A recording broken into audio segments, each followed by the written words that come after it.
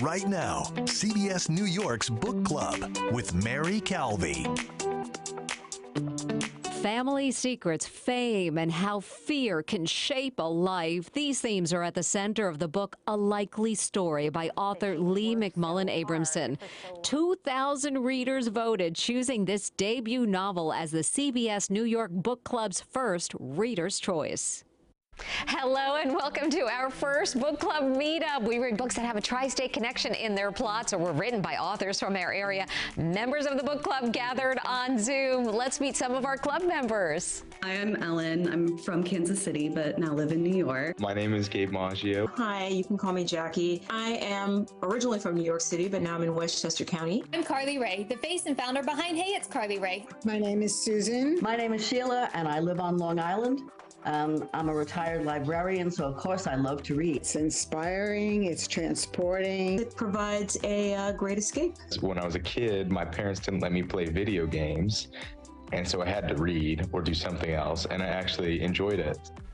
Club members are also on our Facebook page. Producer Danielle Parker will share some of their comments and questions throughout the show. Hello, Danielle. Hi, Mary. Book club members have been waiting for this day for about a month, ever since we started reading A Likely Story. Now they get to interact with you and Leigh, and I'm looking forward to sharing what they have to say. Mary, back to you. Thanks, Danielle. In our book club, we present our top 3 fic picks, as we call fiction picks, and allow you to choose which one to read. There were more than 2,000 votes in all. A Likely Story came out on top. The novel is set in New York, and it's by New Yorker Leigh McMullan Abramson. We'll be with her in just a few moments, but right now, something most people never see, behind the scenes. Inside this hidden gem on the east side of Manhattan, a novel is born. What a stunning setting for you to be doing your work. It is. It's so beautiful. It's so inspiring. Just being in such a beautiful room, I think, is inspiring to try to write beautiful words. Leigh McMullan Abramson is in good company. A number of the literary world's greats, like Washington Irving, have found inspiration from this library since its founding in 1754. Leigh describes this setting in her writing. Just take a listen to an excerpt from her audiobook. One could come read the newspaper in what looked like a beautiful 19th century living room, hole up in the stacks that snaked up the back of the building. Take your toddler for puppetry hour, or, as Isabel did, toil at your novel in the 5th floor study, a bright, sunny space with wooden tables, antique desk lamps, and air-on chairs. This is the spot. And I love how you wrote about it in your book. Yes. 5th floor study, yeah. Bright, sunny spaces. Yes. This is here. The antique desk lamps. And which table would you have set yourself? Well, often it was competitive or a good spot. Sometimes I like to face the wall and just kind of have as little, disruption as possible. Exactly. But sometimes it was also nice to sit at a table and kind of be able to look around, depending on my mood. And here we are now, yeah. after your book's been published. Yes, this is where it all began. Yes. It became like a Pavlovian response that I walk in this building and you sort of smell that wonderful library book smell, and you're not allowed to bring anything but water. And it's kind of like, okay, get to work. And now her debut novel has been chosen as the CBS New York Book Club's Reader's Choice. 2,000 readers voted, picking A Likely Story, which uniquely weaves a dramatic tale as a book within a book. And much like this winding stairwell in the library, we learn there are many twists and turns in the story and in the writing process. For me, I always look back and say, I wish I had spent a little bit more time on this chapter or that chapter, or changed this character a little bit. I'm just curious for you, did you have anything like that where you went back and said, I wonder? Yeah, I can't read a sentence without wanting to edit it. It's, I just, even when I read passages, I think, oh, I could have tweaked it there or moved a comma. You say something that I think is so important for writers. Sometimes you need to step back and read the manuscript as a reader, not as the author. One of the best pieces of advice I've ever gotten is, once you've written something, especially something you think is great, put it in a drawer for, however, as long as you can, and go back to it, because seeing something with fresher eyes can often help you really zone in on what it is that it needs. New York characters, a New York setting. I'm in. What a perfect place to get your creative juices flowing. Joining us now is Leigh McMullan Abramson. It's so good to see you. A big congratulations on being chosen. Thank you so much. It's so wonderful to be here. I've been so looking forward to this. The readers have so many questions, and so do we. First of all, I wanted to ask, so did you put the manuscript in a drawer? Well, a proverbial drawer, a computer file where I let it sit for quite some time. Did you make changes afterwards? I did. I made a lot of changes. I actually had put it away for a long time before I wrote the book within the book element. That was a big change that I made after putting it aside. I have so many questions for you, and one of them is just, let's get right into it. I mean, overall, I felt like there was this need for relevance, whether it be with Isabel trying to be relevant or her father who sort of passed his prime. I'm wondering if you were feeling that as you were writing it along and maybe had thought about the theme ahead of time. Yes, for sure. I think that is something that really drives both Ward and Isabel. One is trying to become relevant, Ward is trying to stay relevant. I think they both really need that public feedback, that adoration to feel a need being met in themselves. So I think definitely that is a big theme of the book. It's interesting because in the end, the shining star, I think maybe, is Claire, the mother. And I was wondering if you even thought Claire would have wanted her name in print. That's an interesting question, one I went back and forth about a lot. I don't know that Claire derives her sense of self from that same public feedback loop that Ward and Isabel do. And I think at the end of the book, Isabel has moved away from that a little bit, and we can hope Ward has too, but we'll see. I don't know. Yeah, I don't know. But I don't know that Claire felt that same need and that same fear. I think she felt very grounded in her family and in her role as a mother, and I don't think it was the same for her. Always the giver. Yeah, we have so many more questions for you from the CBS New York Book Club members. So let's head over to book club producer Danielle Parker, who's reading them all for us. Danielle, hello. Hi, Mary and Leigh. You know, your point about Claire, I kept thinking she didn't need the public adoration, but that one moment where Ward had a choice to make, he didn't live up to it at all. Just saying. So one of our club members named Lisa wants to know, what made Leigh decide to become a writer? And we have another question from the people at Thunder Road Books. It's located on the Jersey Shore. They also picked a likely story to read, and they want to know about an interesting hook in the book. Hi, I'm Kate, store manager at Thunder Road Books in Spring Lake, New Jersey. Leigh, I have a question for you about your book, A Likely Story. Here at Thunder Road, we are obsessed with the idea of storytelling. And the fact that you have a book within a book, what inspired the writing behind this? It fascinated me as well. It's like a novel. And so let's talk about that, the book within a book. How much of an impact do you think that had in you being chosen as a reader's choice, you being published as an author? It's just curious.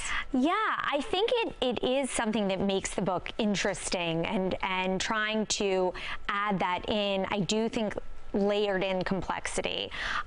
When I first drafted the book, I didn't have it in. That's amazing. And I thought, because I knew it would be hard to do, so I sort of thought, well, maybe I can just write it and refer to it, and everyone will trust me that it's great. Trust me, it's fabulous. And then, you know, I did put the book away when COVID first started for about 6 months. And when I went back and read it again, I thought, okay, Leigh, you've got to put this book in here, and you've got to thread it in. So that's just what you were saying. Exactly. You put it to the side, and then you came back to it, and there you had this genius moment, and it really shines. It's wonderful. On that other question, I think all budding authors can empathize with Isabel. You know, uncomfortable for a writer to work so hard, not knowing if the work will ever get published. She's a writer, but not published, as we're reading throughout the book. I mean, that is one of the questions I think so many authors get. So many people have asked me, did you always want to write a book? I mean, what have you always thought about this? I did always think about writing. I always loved writing as a child. My mother writes children's books, so it was in my family, sort of in the DNA. Yeah. But I also was nervous about that uncertainty. So my form of rebellion was to go to law school. So I did, and I practiced law for a while. But I always harbored dreams of going and writing a book. How lovely. Dream coming true. Yes. So nice to see. So what do you say we check in one more time with our book club members to see what they want to know? Let's get back over to you, Danielle. So Mary and Leigh, we in fact have a few questions about Leigh's writing process, how she went about doing a likely story. Carolyn wants to know what or who inspired it. Thomas asks how long it took to write it. And we also have a question from Settle Meyer. I am an indie author and I've published 5 books. I'm working on my 6th book. So I'm always interested to learn the writing process of other authors because I'm a bit of there's a thing called a plotter and a pantser, someone who plots everything out chapter by chapter, or someone who's a pantser and just goes right in. I'm a mix of the two. So I want to know, what are you? 6 books. Imagine that. Congratulations. Yes. Really excited for her. I definitely fall into the combination. What about you? Same. Really? I definitely couldn't go in with no kind of outline, but I do often take detours off my outline, and sometimes very quickly. And how detailed is your outline? It generally, I start mapping things out and when key events need to happen. And then once I have a draft, I often go back and fill in things. And that becomes a place where I keep track of changes that I make and tweaks I want to make so that I'm not constantly scrolling through, you know, a 350-page manuscript. Exactly. So I do find that the outline is almost more helpful later as the writing process goes on. What about the length of time that it took you to write a likely story? Yes, so it took me about 2 years, and then, as I said, I took a 6-month hiatus when COVID first happened, and I was home helping my children get on Zoom, and then I went back to it and worked on it about another 6 months. So there were a few drafts here. Yeah, and certainly. I want to hear about your little ones. How do they feel about you being an author? Well, they're very excited, and you know, whenever I say, well, I'm going to be on TV, that's very exciting for them. Probably more than the book.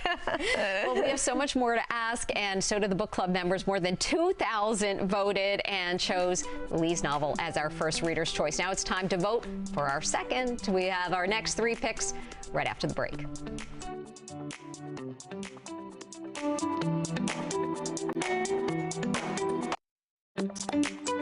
Right now, CBS New York's Book Club with Mary Calvi. I'm in one book club, and I love it so much that I thought it would be add to the fun by joining yet another book club. I did play video games when I was younger, so I didn't read that much when I was younger, but I am reading a lot now. But I'm very interested to expand my knowledge. I just love learning new things, which is why I like to read. I find myself gravitating to the same kinds of books so often that I wanted to join this book club because I thought it would be a great way to get recommendations about other types of books that I don't normally pick up from such a big and well-read crowd. Welcome back to our first official meetup. We're so happy all of you are part of Club Calvi. It's been such a fun group. More than 2,000 of you voted and chose Leigh McMullan Abramson's novel, A Likely Story. Now it's time to pick the second reader's choice. On CBS 2 News this morning, we revealed our next 3 top fic picks. Well, another exciting day here at CBS 2. It's time for you to vote on which book the CBS New York Book Club will read next. Here's Mary Calvi with your choices. As you know, we read books with a tri-state area connection. Our next 3 fic picks, as we call our next fiction picks, are The Audrey Hepburn Estate by Brenda Janowitz, The Lost Wife by Susanna Moore, and Symphony of Secrets by Brendan Slocum. Which book would you like to read? You can cast your vote by going to our website, cbsnewyork.com. You'll find more information about each fic pick, including excerpts from the books. We will announce our reader's choice next week. Then comes the Big Book Club virtual meetup, where you get to ask the questions that you have for Mary and the author. And here we are today. So exciting to be part of our discussion. Join our Facebook group. Just scan the QR code on your screen to get sent directly to our page. It's going to be a tough choice. 3 really fabulous books. I want to read all of that. I know, me too. Such a joy to have a chance to speak with you, Leigh. We've had so many questions. We've had such a joy reading your book, and really I've enjoyed hearing your advice too. We had such a nice time speaking together at the New York Society Library. There's so many tidbits that I've heard from experts about what to do, how to make it easier for yourself. I know when I was writing, anytime I'd want to delete part of the manuscript, I took that section and put it in a separate file and kept it safe. And oftentimes it came in handy. I often went back to it. And I wonder if you had some advice for writers as well. Tidbits of knowledge you could share. Yes. Well, I always, I try to write in the morning for a few hours, and then in the afternoon I'm often running around picking up my kids and making dinner, and I'm not at my desk. So something I do, if a thought occurs to me, I'll write myself a quick email, just, even just a few words to remind myself when I go back to my desk the next morning, oh, okay, I was going to put that in. Because I've learned that even when I think, oh, this idea is so brilliant, I'll never forget it, it's gone. It can be gone. For sure, for me, no question about it. Okay, how about we check back in with our book club members? Danielle. Thanks, Mary and Leigh. You know, a lot of our club members are curious, in fact, about the characters in A Likely Story. Lisa wrote that she enjoyed reading how the lives and trials of Ward, Claire, Isabel, and Brian unfold. Mary said Ward was complex and asked how Leigh came up with him. Robin had a similar question, and Carly Ray asked a similar question, too. Carly Ray is a student at Harvard University and a lifestyle blogger who says that she is dedicated to spreading the love of reading. Hey, it's Carly Ray here, and today I have an author question. Tell me who your favorite character was to craft in A Likely Story. That's such a great question. And Carly Ray, who's been working on her own manuscript, moving along in the literary process. So wish her the best of luck too, Carly Ray. And Leigh, regarding her question, let's talk about that in regard to characters. Yeah, I actually really like writing characters that are very flawed. So it was fun for me to write Ward. I mean, he does have a lot of flaws, so there was a lot to work with there.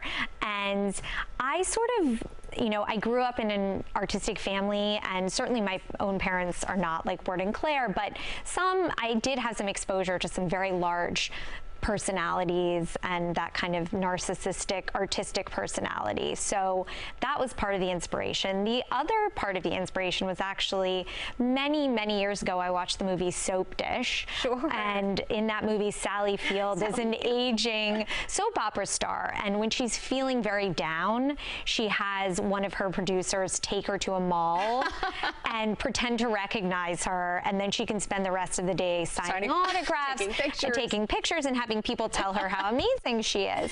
And it just was a light bulb moment for me that I thought, for some people it's never enough. You think you've reached a certain level of fame and you feel satisfied, but I think it's never enough. So Sally Field was the inspiration for Ward, and him reading his fan mail and being sort of I adore that, Leigh. What a wonderful story. So I wanted to ask you, when it came to the love interest of Isabel, did you consider how much romance you wanted to include in the book?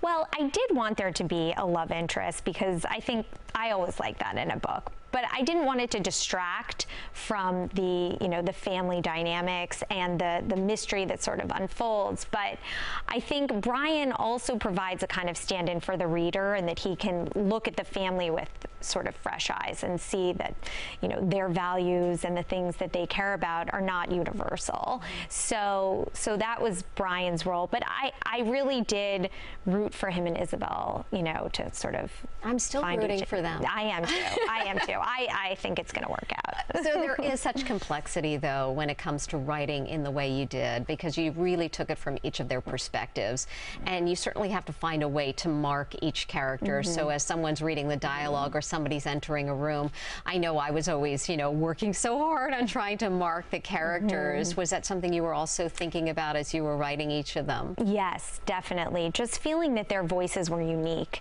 and kind of being able to hear their section emotions in their own voices. And for some, it takes longer. I actually found Claire to be the most difficult in some ways because she's the least flawed. So it's almost harder to develop that kind of voice for her. And I did, but it took a little longer than some of the other characters. Fascinating. We have another question from our book club Zoom. So let's head it over to Danielle. I just have to say, I'm glad to hear that you say that there was a future for Isabel and Brian, because I'm like, there has to be. Has to be. There has to be. There's the only way. Well, some members of Club Calvi asked about metaphors in the book. Talk about layers. Lisa asked about the cat, saying she felt like it had a deeper meaning. And then there's this question from Sheila. I really identified with the way that you used the ability to drive as a metaphor for self-sufficiency and self-reliance and sort of acceptance of the risk that we all take just by living. And I wondered whether it was something that came from your own background, if you had the same experience. A wonderful question, Sheila. Yes, I think driving is definitely something that's a metaphor in the book of Isabel kind of taking control of her own life, and as I say at the end, viewing herself as the protagonist instead of her father. And I think for her, conquering her fear of driving provides a way for her to feel much more like she's in the driver's seat.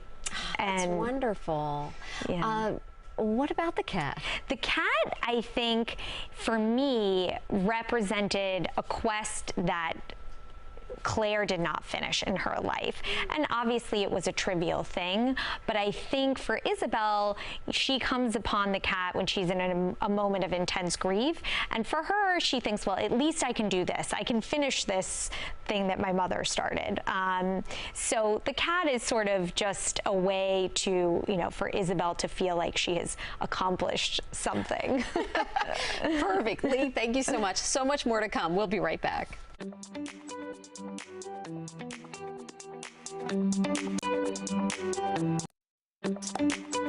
Right now, CBS New York's Book Club with Mary Calvi.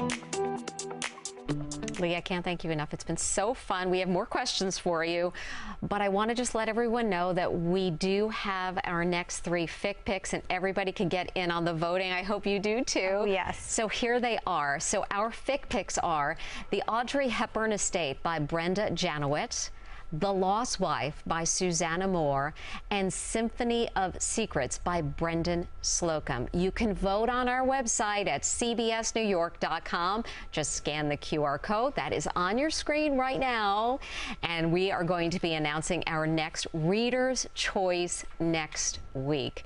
Leigh, how did it feel to win the Reader's Choice? What was your thought when you first heard? Oh, I was so thrilled, and it's just been so nice. I've had so much fun speaking with you, and now getting these fabulous questions. I love how closely people read the book. It's just, I'm so grateful for that, and that's the best part of this. Well, we're so thankful that you had the chance to write a likely story. Please tell me you're thinking about writing another. Yes, I am, and I'm thinking about staying in the same vein of books about books, and I've started something about 3 women and intersecting stories when they all work at the same library, like the Society Library. Oh, that's wonderful. Have you been writing at the New York Society Library? I've just started going back there, so it's time to get in gear, that means. It's a place really that so many writers have called home. Yes. And I think, like you said, it really allows you to focus instantly.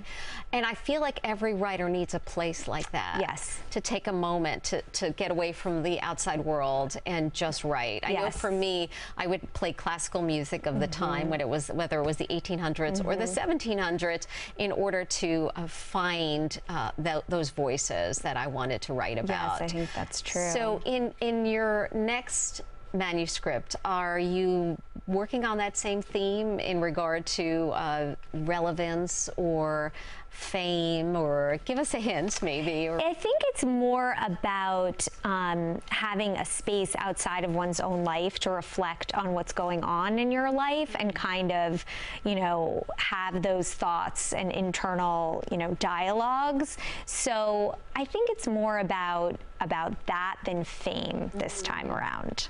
I do love the fact that you're staying in the library theme, because I think we all really enjoy it, even down to what you had said, the smell of the library, those old books. There's something about it really gets everything moving along in regard to writing. But it's been such a pleasure to be with you. It's been fabulous. And I also just wanted to say thank you, Danielle, to you. Thank you, Danielle. So much fun to go behind the scenes with her at New York Society Library. We both love that spot. Yeah. Thank you. And you've left us some like tantalizing breadcrumbs for us to follow for your next book. I can't wait. We can't wait. And so we hope that everybody can join Club Calvi, join the conversation on our Facebook page. More to come, right, Mary? Oh, yes.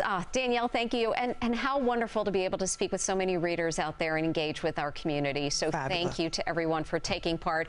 And thank you so much for joining us. Thank you. Leigh. We'll see you next time for our next book. Thank you so much. And we'll see you all next time. Have a great day.